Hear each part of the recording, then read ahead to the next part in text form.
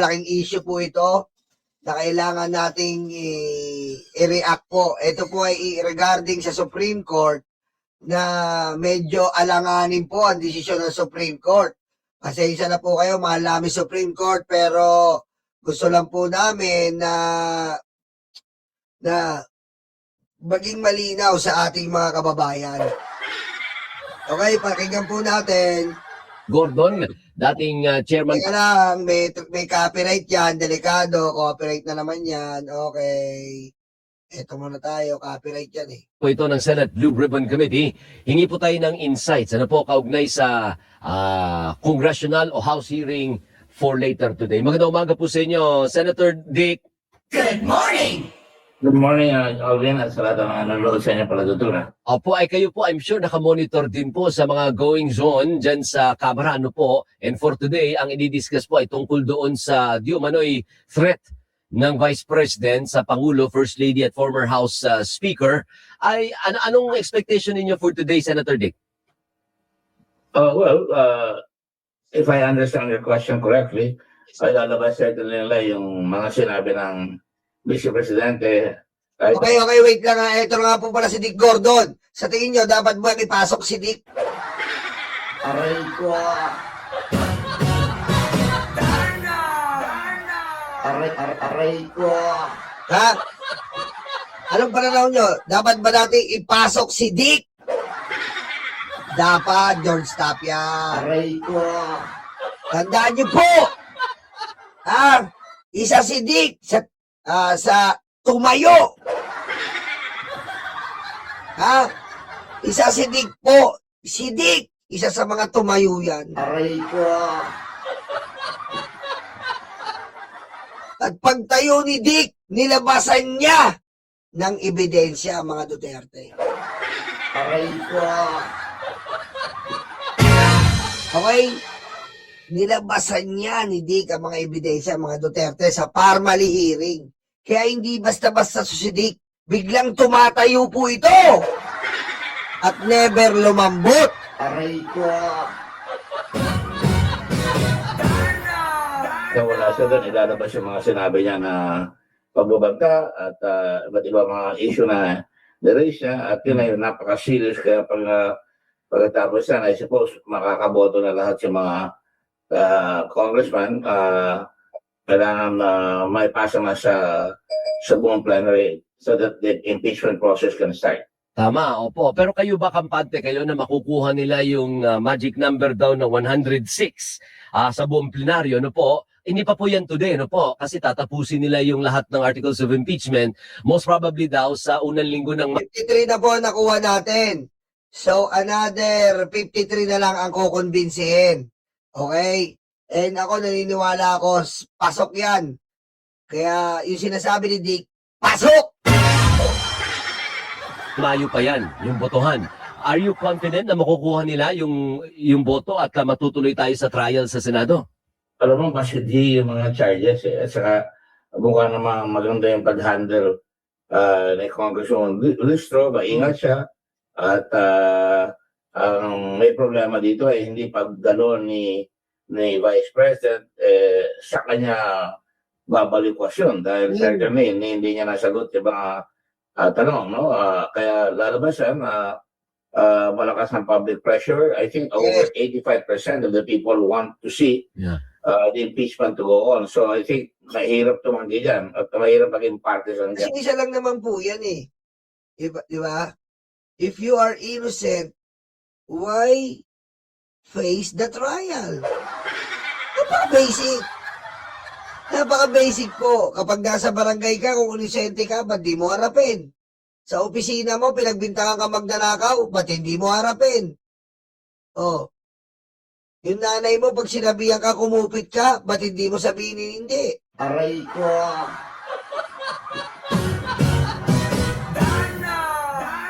Hindi naman po tayo pinanganak kahapon.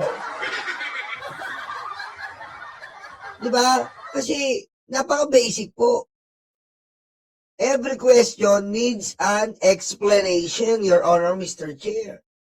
Now, you are in the middle of, controversy that your position is as a vice president is really questionable. The question is, where did you put the money of the Filipino people? The second question is, why do you have so much money in your personal bank account? You are a government official. You must be transparent at all times.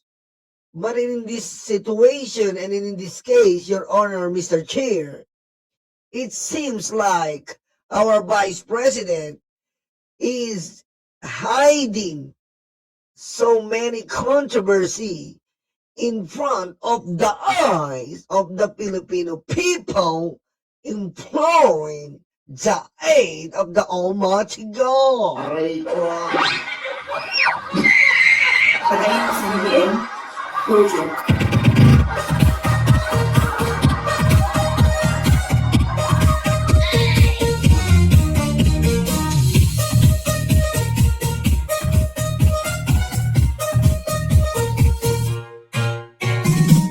Di ba po?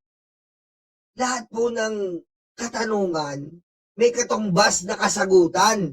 Ang katanungan po, hindi masasagot sa tagu-taguan. Aray ko. Diba?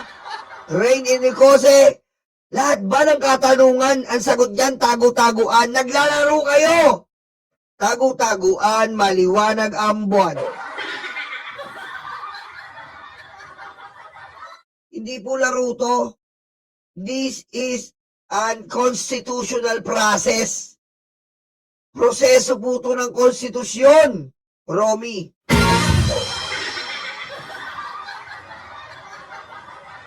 Diba? Tama si George na naman. Hindi to spirit of the glass, pusang ina mo, Sara. Aray ko. Diba? Kapag tinanong ka, sumagot ka. Hindi yung kapag tinanong ka, magtatago ka. Tanga ka ba? Aray ko. Tapos may mga tao na proud pa na legal daw yun, okay lang na magtago, ay putang ina nyo! Pagayon sa BBM, no joke.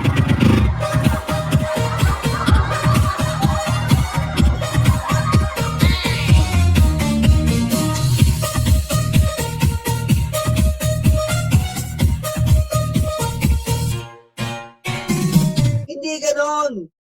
Hindi nyo kinakater ang ganong bagay. Ang kinikater dapat ay katotohanan. Dahil katotohanan, magpapalaya sa bayan. Katotohanan, magpapalaya sa bayan. Aray ko. Katotohanan ang pangako namin. Aray ko. Katotohanan ang panata namin sa bayan.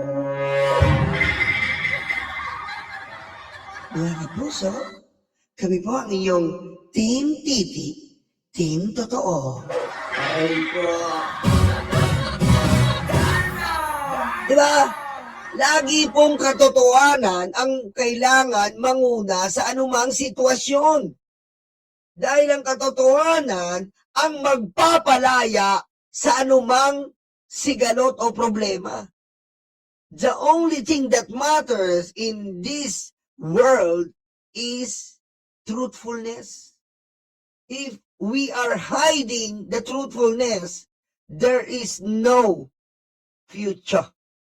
And if there's no future, our humankind is in danger. Aray ko. Okay? Opo. At saka pag umabot po ito sa Senado, ayan muna yung track natin bago yung legalities tungkol doon sa sa pagbubukas ng mga records at saka yung complaint ni Attorney Manasseh Carpio. Ano po? Pag napunta sa Senado, sa basa mo lang ngayon, Senator, makakakuha ba sila ng 2/3? Kasi pinag-usapan namin yan sa TV Patrol. Sabi ko, parang malabong makakakuha ng 2/3 yan. Nakakawan ulit. 2/3, hindi ba sa Senado, ang kailangan mo for conviction, 2/3 vote, right? Yes, yes. Well, it has happened before. Yan ay nasa sa konsensya na ng mga senador yan, no? Dahil nakita mo yung nangyari kay Chis Escudero, pinakailaman yan na medyo nasira si Chis doon sa kanyang interpretation ng fourth week. Gusto ng tao magkaroon ng closure dito. At kung ito ay tatakbuhan ng Senado at talikod sila diyan sa sistema yan, mahirap pumarap sa tao na kayo ay hindi nagdesisyon dito sa napakasela ng mga kaso. Ang dami nakalagay doon sa lalabas sa articles of impeachment. So, ibig sabihin, Senator Dick, hindi pwede na ibase mo lang ngayon sa dating actuations ng mga senador. Kagaya, halimbawa, sabi ng iba, si Bongo, Senator Bongo, ay hindi yan, tatalikod kay Sara. Senator Amy, Senator Bato, Senator Marcoleta. O di makukuha din nila siyempre si Senator Chis, Senator Jinggoy, Senator Villanueva. So kumbaga parang ang kailangan mong boto sa Senado ay at the very least ay 16, hindi ho ba? 16. That's correct. That's right. So, well, alam mo, yan ay napakasela ng bagay na at tingin ko ibang sila mo talagang boboto yun kahit anong mangyari. Kapag this is a political act insofar as many people are concerned, the senators are concerned. So you can more or less say, una, darating pa si Bato. May isip pa sa kanya. No? Pangalawa, napakalaki ng pressure kay Bongo because ang pagkatingin sa kanya ay talagang tao siya ng dating Pangulo at hindi ako magtataka kung siya iboboto laban sa recommendation to impeach and to remove the president, the vice president. No? Yung iba dyan, pwedeng bungagon, magbagong puli, pero certainly kung napakalakas ng ebidensya, yan ang nangyayari. Nakita mo kung nung kay President Estrada ay talagang kumontra sila doon sa agos ng tao, ay talagang nauwi sa impeachment on the streets. Yeah. Di ba? Oh. Nagprotesta mga tao. At yan ang hindi maganda. Yan ang tawag natin na gross dereliction of duty na talaga yung gagawin nila. Na talagang alam nilang kung sakasakali may ebidensya at tatalikod sila doon, ay talagang nakikita mga talaga na nagiging partisan. And to be sure, dapat expect ng mga tao, may partisan na gagawin yung mga dating tauhan ni President Duterte. No? Pero kung napakalakas talaga ng ebidensya, may hirapan na yun. Depende na sa pagpalaki sa'yo ng magulang mo at pag-aaral mo ng batas at yung sinampa mong oath. Pagka ikaw hindi mo ginamit yung talagang ang unang-unang nakalagay sa impeachment ay kailangan talagang fair lahat, no? At walang discrimination, no? Kaya pagka yun ay bumalikwas ka dyan, malalaman ng tao kung anong klase deputado ka ng tao, no? Opo, kasi nakita mo yung, for example, si Senator Robin Padilla, wala pa mang trial, dati na niya sinasabi, hindi ako tatalikod sa mga Duterte. So, doon pala malalaman mo na kagad na, ito kahit gaano kalakas ang ebidensya ipakita nyo dyan, hindi yan buboto for the ouster or for the removal of the Vice President, sakaling malakas nga po yung ebidensya. Ayoko unahan sila eh. Mangmang. Iba kasi yan eh. Mangmang yun eh. Mangmang yan eh. Dahil alam mo, maaaring may mangyari dyan sa mga yan dahil ito, historical itong nangyayari ito, no? Yes. Alam mo, talagang tinutukso halos ng Vice President at pinagmamalaki niya na malakas siya. And besides, makikita mo, noong mga nakaraan, napakalakas ang loob ng mga Duterte. Katulad yung nangyayari ngayon sa Hague, lakas ang ebidensya na talagang hindi nag-blink yung committee, yung ICC, at talagang sinabi tutuloy yung kaso, no? Kahit na maraming demo. Yung mga nangyaring nakaraan na magpapartisan ka dyan, naku, napakasela niya. Talagang baka hindi ka napatawarin ng tao. Pero hindi ako magugulat kung talagang magiging partisan sila eh. Sapagkat hindi ko alam kung kamandag meron pa ang Presidente Duterte na nakaraan na magagawa nila yung kanilang pag-uugali dati, katulad ng si Sara Duterte, anong araw taasan ng bugbog ng sheriff. Di ba? Talagang sukdo na yan. Nakikita mo, kababaeng tao, nabubugbog ng sheriff, at pagkatapos kung titigyan mo yung kanyang actuation, yung hindi mo pwedeng parang binibiro-biro yung pagtitreten sa Pangulo at sa... Kita mo na? Kasi bobo ka na lang talaga kung di ka naaalarma sa ginagawa ni Sara. Tanga ka! Aray ko. Diba? Bobo ka, tanga ka talaga eh. At DDS ka, inutil. Aray ko. Lahat ng mga tinubo niya, pati First Lady, pati sila Romualdez, no? So talagang, ito labanan talaga ng conviction mo, na konsensya. Pero mo gusto mo ganon? Arrogante yung future president? Ganon gusto nyo? Putik. Kung hindi tayo ginigera ngayon, baka yan yung magdulot ng gera sa atin dahil sa pagiging arrogante. Pusa. Mo, at sisitayin ka ng tao dyan, depende sa pag-iisip ng tao, sa pagdanasan ng tao magkaroon. Ang namang problema natin palagi is our failure. Our cross failure to enforce the law. Yes. Kung hindi natin i-enforce, wala na tayong talagang mukhang ipapakyan sa sarili natin mga anak na hindi natin magampanan yung tungkulin natin na magkaroon ng katarungan. Kaya marami, ako kasama na dyan, yung mga pinapatay ng mga magulang, yung pinapatay ng mga tao, wala tayong nakukuha ng katarungan. This is really a test for the country. Tingnan mo, sabi ni Dick, this is a test. Diba? Yan ang sabi ni Dick. Kaya si Dick po, nuulit ko, si Dick po, kung titignan nyo, yan po ang nagmatigas. Aray ko. Si Dick lang ang nagmatigas doon bilang Blue Ribbon Committee. Tinuligsayan ni Digong. Anong ginawa niya? Nilabasan niya ni Dick. Nilabasan ni Dick ng ebidensya ang mga Duterte sa Parmali. Huwag niyo pong kalimutan yan. Aray ko. Kaya ba natin talaga enforce yung law? Para saan ang dapat para saan? Kasi pagka hindi ganyan, lalagapak tayo. Ako gagaling kung isang araw sa Hong Kong at nakita mo ang layo na narating ng Hong Kong yung rule of law, kahit na communist nation na yan ngayon, makikita mong pinapairal yan. Dito, ang daming mga nagtatago na mga tao, iniwahuli ng mga otoridad, huwag mga mag-aalisan si Senator Bato, pero ako nagtataka, paano ka tumatagal na hindi ka pumapasok at nagtatanong ka at tumatagal ka pa ng sahod? Paano talagang palakasan na talaga paano na talaga ng Apple kung ang mga congressman natin, ang mga senador natin, magpapakita ng ganyang klaseng partisanship. Tama. Isa na lang, Senator Dick. Anong posisyon mo doon kasi si Attorney Manasseh Carpio nagsampa ng kaso Sabi niya, ba't niyo ako dinadamay-damay dyan? Private citizen ako Hindi niyo dapat binubulgar yung mga bank transactions ko. What do you think? May ano ba? May basis, may punto siya na magreklamo sa korte? Lahat may karapatan magreklamo sa korte, pero malinaw, ang impeachment is a constitutional act. Talagang sovereign act yan. Talagang, kaya pati yung tinatago sa bangko, pwedeng buksan yan. At yan palay ko, hindi papatok even sa Supreme Court ang sinasabi nila yan dahil ang tendency ng tao pagka yan na kokorner na, lahat gagawin para mapigil yung trial sa kanila.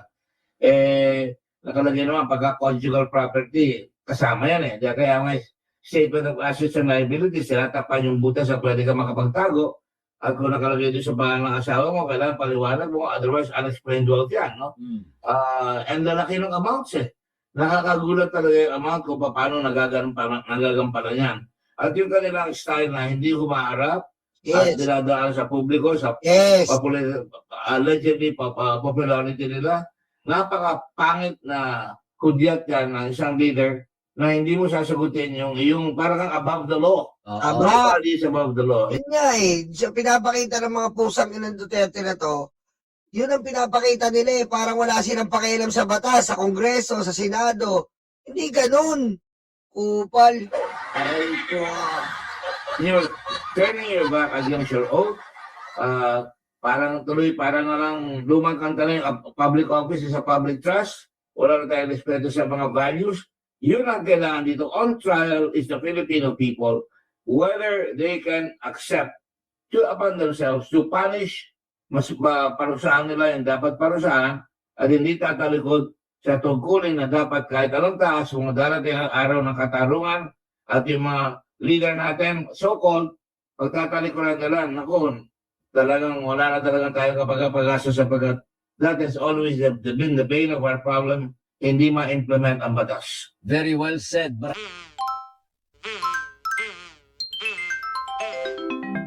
Kakulango.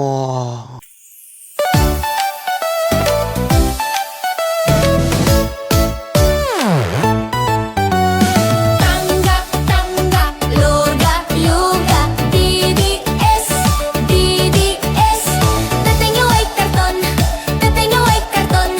Duterte, Duterte. Tanggap, tanggap, luga, luga, DDS, DDS. Dating nyo ay karton, dating nyo ay karton. Duterte, Duterte. Ayan na sila, ayan na sila. Mailita na peke, mailita na peke. Ayan na sila, ayan na sila. Mailita na peke, mailita na peke.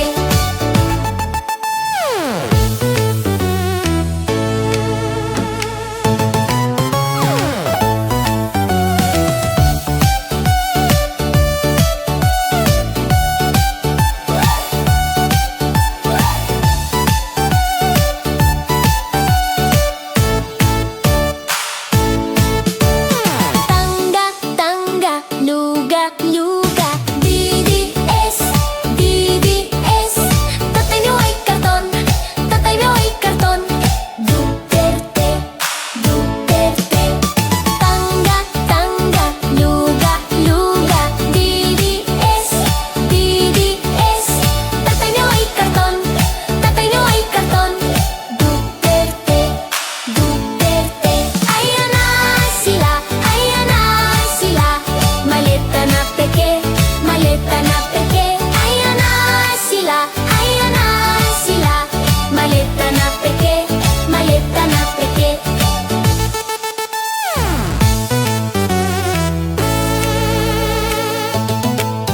Sara nababali na siya. Sara nababali na siya. Digong masusunog na siya. Digong masusunog na sa. Tangga, tangga, luga, luga, DDS, DDS. Tatay niyo ay karton, tatay niyo ay karton. Duterte, Duterte. Puro fake news ang dedes. Puro fake news ang dedes. Mga troll farm, mga date. Dupites, dupites. Puro fake news ang dedes. Puro fake news ang dedes. Mga troll farm, mga date. Dupites, dupites. Tangga, tangga, luga, luga, DDS, DDS. Tatay niyo ay karton, tatay niyo ay karton. Duterte, Duterte. Tangga, tangga, luga, luga, DDS, DDS. Tatay niyo ay karton, tatay niyo ay karton. Duterte, Duterte. Ayan na sila, ayan na sila. Malita na peke, malita na peke. Ayan na sila, ayan na sila. Malita na peke, malita na peke. Puro fake news ang dede.